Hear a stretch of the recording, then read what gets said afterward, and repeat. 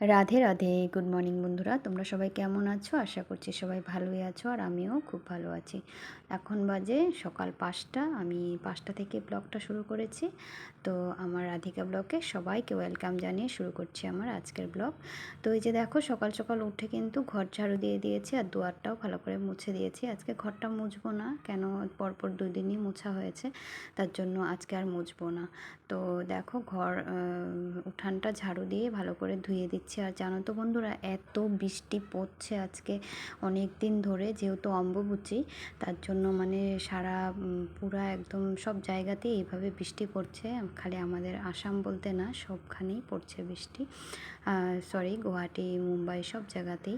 তো কামাখ্যা মায়ের যেহেতু পালন করা হয় 3 দিন অম্বুবাচী হিসাবে, তো এইভাবেই তার জন্যই হয়তো এইভাবে বৃষ্টি পড়ছে।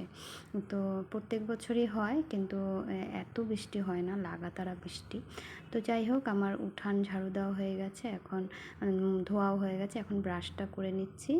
আর কাল তো ব্রাশ করিনি, কেননা একাদশীর দিন ব্রাশ করি না, তার আগের দিন রাতেই ব্রাশ করে রাখি। তো আমার স্নান হয়ে গেছে বন্ধুরা, তোমাদেরকে দেখাচ্ছি। দেখো কীভাবে মেঘ করে আছে আকাশ, আর এই দেখো অন্ধকার হয়ে আছে। আমি লাইট জ্বালিয়ে তারপর ঠাকুর ঘরে আসলাম। তো তারপর এসে জায়গাটা মুছে নিচ্ছি, ঠাকুরঘরটা মুছে নিচ্ছি। তারপর ঠাকুরকে জাগাবো, তারপর পুজো শুরু করব। আর যেহেতু পারণের টাইম একদমই কম, 4:30 থেকে 7:30, তো তার জন্য একটু তাড়াতাড়ি উঠেই পুজোটা করে নিতে হয়। পুজোটা মানে পারণের টাইমে আগেই পুজোটা করে নিতে হয়, তারপর পারণটা করতে হয়। তো আমার পারণের প্রসাদ আছে, তার জন্য আমি আগে পারণ করে নিই, তারপর পুজোটা করছি।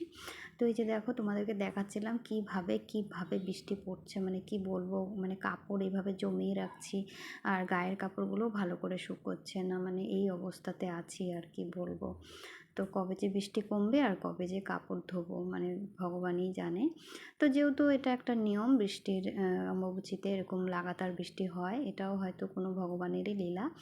তো এই যে দেখো, আমি ভগবানকে তুলসী নিবেদন করে দিয়েছি, ফুল নিবেদন করেছি, স্নান করানো হয়ে গেছে। তো আমি বড় সখাকে সবসময় স্নান করাই না, একাদশীর দিনেই করাই। তো একজনকেই স্নান করিয়ে তারপর সবাইকে ফুল আর তুলসী নিবেদন করে, তারপরে যে দেখো আরতি করা হয়ে যাচ্ছে। আমার প্রসাদ নিবেদন করেছি, সকাল সকাল মিষ্টি দিয়েছি ভগবানকে। তো এই যে দেখো, শঙ্খ বাজিয়ে নিলাম, আমার পুজো হয়ে গেছে। তো এখনও কেউ উঠেনি, আমার শাশুড়ি মাও উঠেনি, আমার ছেলেও উঠেনি। আর দেখো, পুজো হয়ে গেছে আমার। আর এই যে দেখো, ঘর পুরো অন্ধকার, লাইটটা জ্বালিয়ে দিলাম। আর দেখো আমার চোখ মুখের অবস্থা, যেহেতু জলও খাইনি কালকে, তার জন্য একদম রাধে চেহারা রাধে খারাপই হয়ে বন্ধুরা। গেছে। তো দেখো, আমার পুজো টুজো হয়ে গেছে। কালকে তো নির্জলা একাদশী গেছে, তো আজকে এখন একটু জল টল খাবো। প্রসাদ পালন করা হয়ে গেছে, এখন একটু জল টল খাবো। সারাদিন জল খাইনি, গলা দিয়ে আওয়াজ বেরোচ্ছে না বন্ধুরা। তো এখন জল খাবো, একটু বিস্কুট খাবো, কিছু একটা খাবো, খেয়ে তারপর একটু রেস্ট করব, তারপর রান্নাবাড়া করব।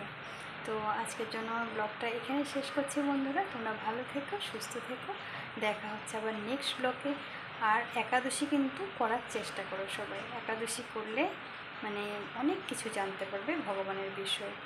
তো এটাই বললাম, তো এটুকুই বললাম। তো যারা কৃষ্ণকে ভালোবাসো তারা অবশ্যই একাদশী করো, আর যারা ভগবানকে বিশ্বাস করো না তারা তো করবেই না। তো আমি বিশ্বাস করি, আমি ভগবানকে অনেক ভালোবাসি, তার জন্য আমি একাদশী করি। আর আমার কৃষ্ণ আমার অনেক প্রিয় সখা, তার জন্য। তো আজকের জন্য ব্লগটা এখানে শেষ করছি বন্ধুরা। তোমরা ভালো থেকো, সুস্থ থেকো, দেখা হচ্ছে আবার নেক্সট ব্লগে। রাধে রাধে, হরে কৃষ্ণা।